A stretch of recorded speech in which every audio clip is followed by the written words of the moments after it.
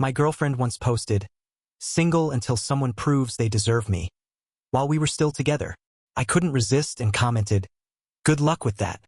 After that, I changed my own status to happily single and tagged her. Her little quote disappeared in less than a minute. I'm 27, and this all went down while I was scrolling through Instagram on my lunch break. Lila, she's 26, had thrown up one of those artsy coffee and quote posts. The caption read, "Single until someone proves they deserve me. Know your worth, Queens." We'd been together for 3 years, living together for the last one. I sat there staring at my phone, trying to process it. Then I typed out, "Good luck with that." Not even half a minute later, I updated my own relationship status to happily single and tagged her so no one would miss it. Made sure it was public. Poof, her post was gone in under 60 seconds. My phone started blowing up instantly. But let me be clear, this wasn't just me being petty on a whim. I've been catching red flags for weeks. Lila suddenly had a lot more girls' nights. Anytime I walked past, her phone was flipped face down like it was hiding something. And lately she'd been making little digs about me being too comfortable and not putting in enough effort. Thing is, I was trying. I planned date nights, bought her flowers, did all the small thoughtful stuff. Apparently none of that mattered, because she seemed to prefer chasing validation online by posting thirst traps. The buzzing on my phone kept going. 12 missed calls in a row. I ignored every one of them and finished out my shift. That evening, I walked through the door and found Lila on the couch, arms crossed like I just insulted her entire family line. "What the hell was that about?" she snapped. "Which part?" I asked. "You telling the world you're single or me agreeing with you?" "It was just a quote, Mason. Every girl posts things like that." "Every girl in a relationship announces she's single online? That's news to me." "You're being dramatic. It didn't mean anything." "Cool," I said. Then neither did my reply. She jumped up, snatched her purse and huffed. "I'm going to stay at Harper's tonight. Maybe you'll realize how stupid you're being." "Take your time," I told her. She slammed the door. I ordered pizza and watched the game. Update 1. So Lila stayed at her friend Harper's, and of course the drama didn't stop there. It got even messier. First, Harper herself messaged me. Mind you, I've maybe spoken to this woman 4 times in my life.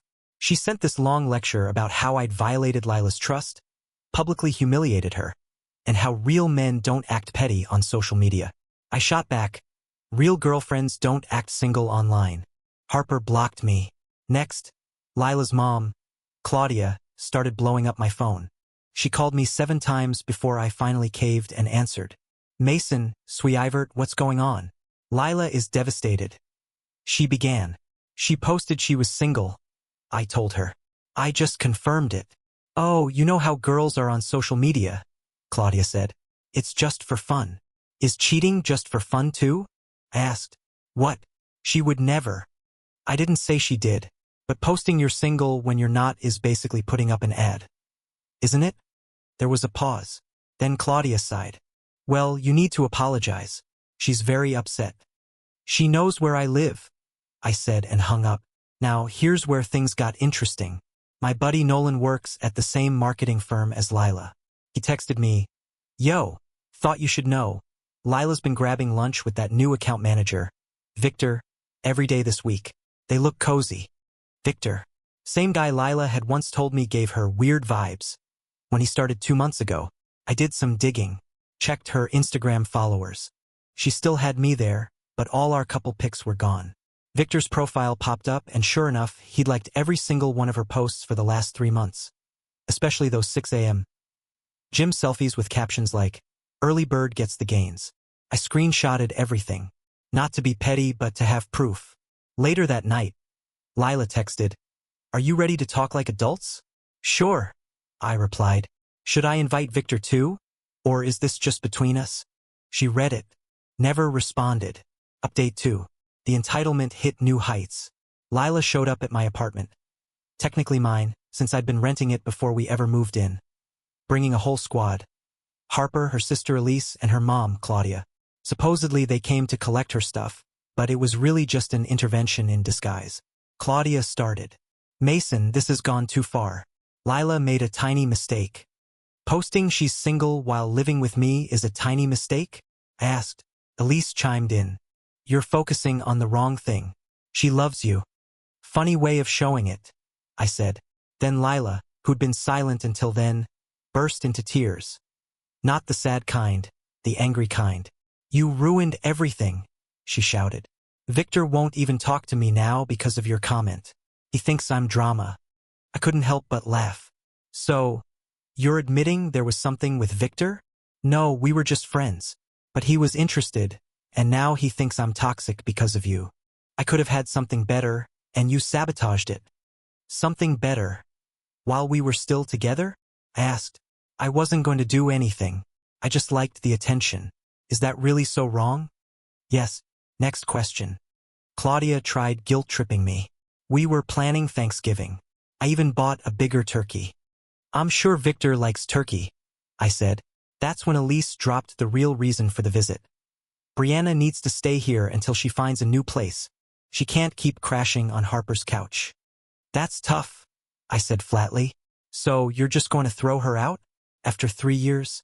I'm not throwing anyone out. She left, remember? Said she needed space to think about how stupid I was being. Lila stood up. Fine. But I'm taking everything I bought for this place. Go for it, I told her. She stormed around like a tornado, stuffing things into garbage bags. She grabbed the coffee maker, fair enough. Then the shower curtain, odd choice, but whatever. She even took the batteries out of the remotes, just plain petty. Finally, she tried to take my PlayStation, claiming she helped buy it. You bought one game, FIFA 22, I said. You can take that. I bought groceries that you ate. That money could have gone to the PlayStation. Even her mom looked embarrassed at that one. They left with their trash bag haul, and as Lila walked out, she spun around to fire one last shot. You're going to regret this. No one else will put up with your boring ass. I'll take my chances, I said. Update 3. The whole Victor thing crashed and burned fast. After Lila's little squad packed up her stuff, I figured that was the end of it. She'd move on, I'd move on, life goes forward. Wrong. Monday morning Nolan texted me, Dude, check this out, with a link to Lila's Instagram story. She'd posted a bunch of those vague motivational slides. Sometimes the trash takes itself out. Upgrading in all areas of life. And the classic. When he can't handle your glow up. But the kicker was the last slide. A selfie of her and Victor at some fancy cocktail lounge. Captioned, New beginnings with better energy. Honestly, I didn't care. Let her have her new beginning. But she tagged the location and guess what? My cousin Jax works at that exact bar. Later that night Jax texted me, Your ex is here with some dude. Then added, They're on a date. But she won't stop talking about you. It's weird, bro. According to him, their whole conversation was Lila comparing Victor to me. Mason never took me to places like this, she said. Truth is, I had, but she'd called them pretentious. Mason was always threatened by successful men. Funny, since I make more than Victor. Mason was too insecure to let me have male friends. Which was nonsense, I never stopped her from having friends. Victor, according to Jax, was looking more and more uncomfortable as the night dragged on. At one point he asked her about her last relationship, and Lila launched into a 20-minute tirade about how I was emotionally abusive for responding to her post. The wild part? She even pulled out our old text threads to prove her case.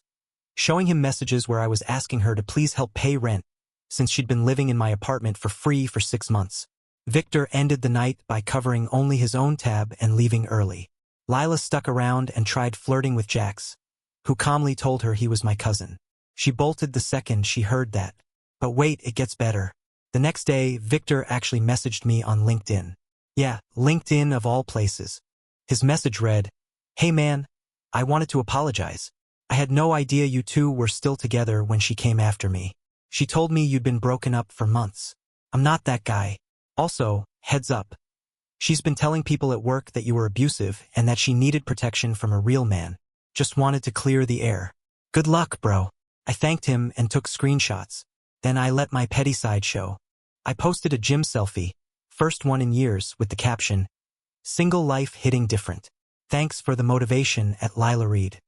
She blocked me within the hour, but not before her sister Elise slid into my DMs. That was unnecessary, I replied.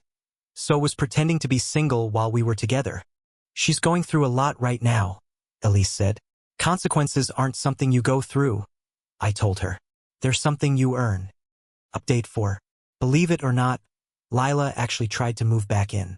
Last Friday, I got home from work and found her parked outside my door with 2 suitcases and mascara-streaked cheeks. The building cameras later showed she'd been sitting there for 2 hours. Mason, please, she begged. I messed up. Yep, I said flatly. Can we just talk inside? We can talk right here.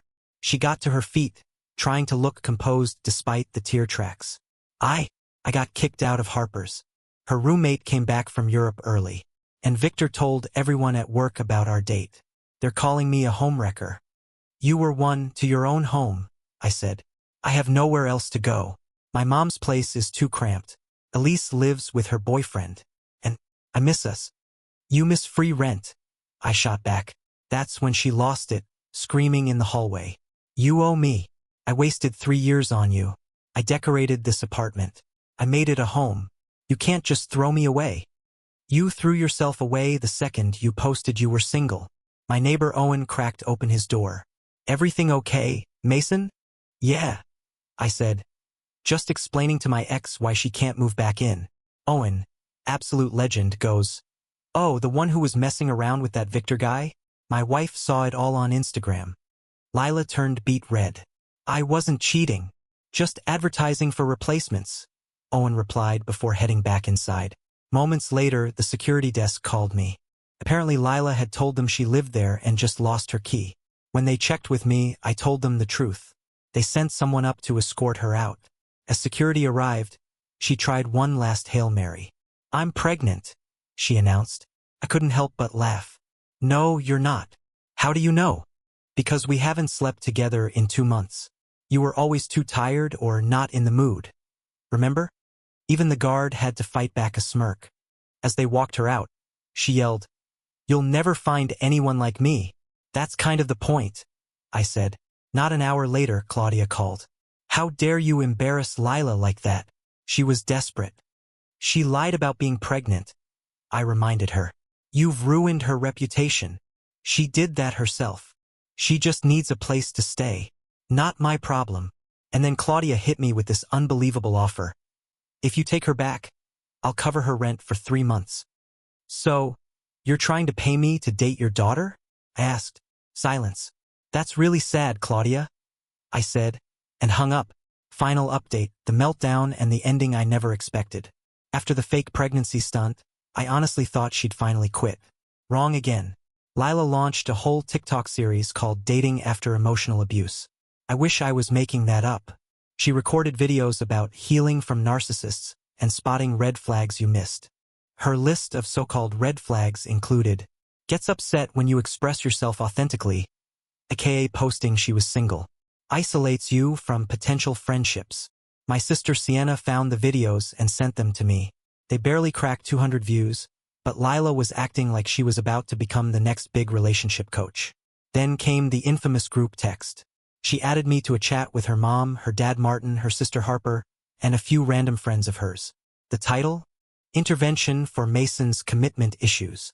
Martin kicked things off with, Son, I think you need to man up here. I did, I replied. That's why I'm single. See? He's still being hostile.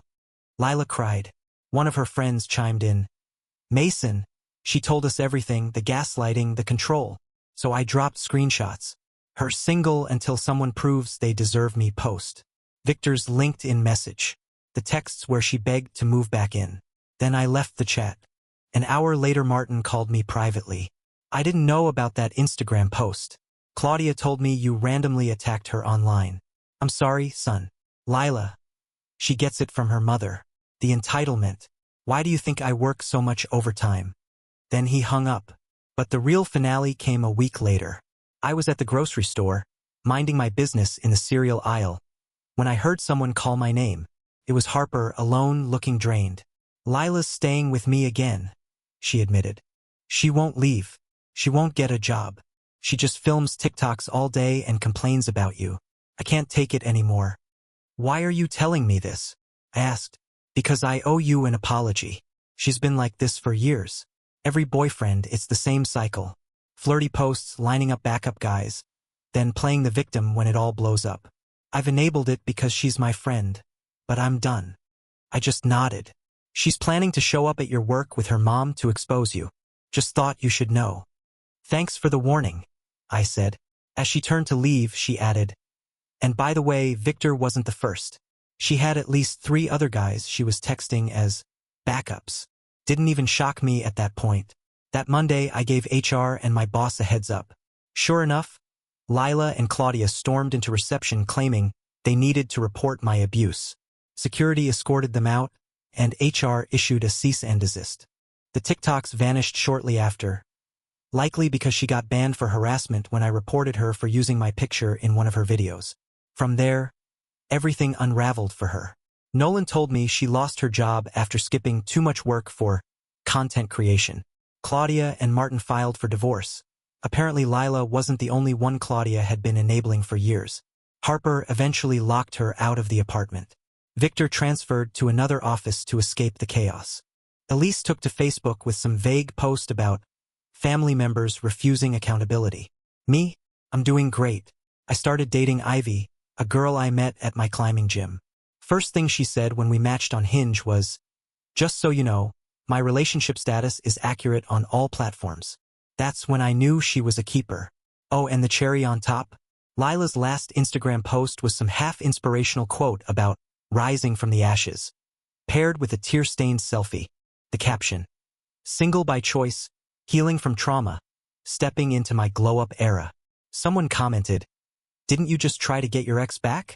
She deleted it almost immediately. In the end, sometimes the trash really does take itself out. And sometimes it tries sneaking back in through the window, faking pregnancies, starting TikTok careers, and dragging your parents into a divorce along the way. But hey, at least now she's truly living her dream, being single, just like she wanted. Good luck with that.